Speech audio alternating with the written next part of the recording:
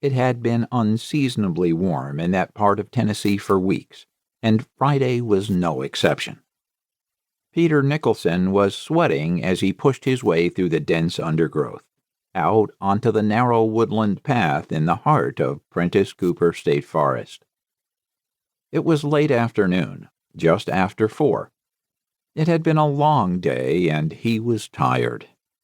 He'd bagged his limit, just one bird. He never had been able to figure that one out. Wild turkeys were more than plentiful in Prentice Cooper. He propped his gun against the stump of an old ironwood tree, held the bird up by his feet, shoved his glasses up the bridge of his nose, and inspected his prize. It was a fully adult hen, fat and healthy. Not bad, he thought. Maybe 8.5, 9 pounds. Great shot. He smiled as he looked at the headless carcass. Clean as a whistle. Took it off like a bloody guillotine. He held the bird higher, as high as he could, and watched as the last drops of blood oozed from the severed neck and dripped down onto the carpet of leaves underfoot. Reverently, he placed it down on top of the stump, walked a few yards back into the trees, unzipped, and relieved himself.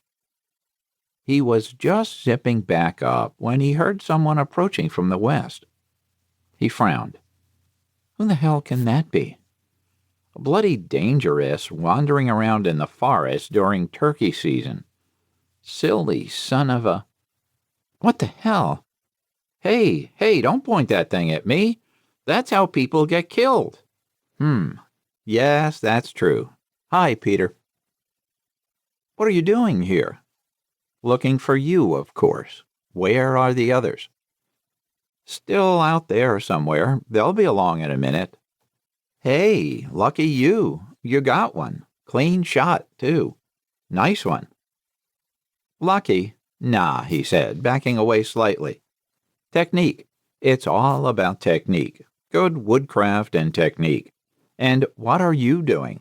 I asked you to point that thing somewhere else. You really are one smug son of a bitch, aren't you, Peter? Get down on your knees and beg, you bastard.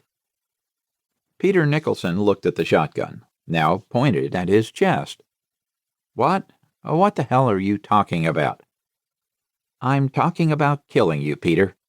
Now, do as I say. The muzzle of the gun twitched, the way it did when someone put their finger on the trigger. You can't be serious. Oh, the word was drawn out, savored. I'm serious. Now, we can do it the easy way, or I can blow your damned head off, like you did that bird's. Nicholson put his hands in the air and began to back away. Stop, you piece of shit. The gun swung up toward his face. Okay. Nicholson stopped and dropped to his knees, his hands high over his head. Why are you doing this? I haven't ever... Oh, yes, you have. One way or another. You've screwed over everybody you've ever come in contact with. And me? Well, you know why I'm going to kill you, don't you, Peter?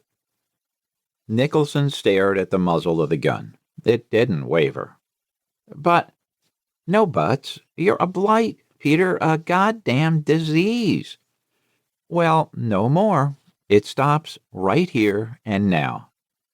God, how I despise you. You can't. You won't get away with it. Ha! We'll see, but I don't have time to argue the point. The muzzle of the gun came up just slightly. No, Nicholson shouted. He shoved his hands out in front of him and jerked backwards just as... The blast blew him backward and sideways and then down onto the forest floor. The wound didn't look like much, not through the fabric of the quilted vest he was wearing, but the wad of number 4 shot had torn through flesh and bone and heart muscle, and it didn't even hurt.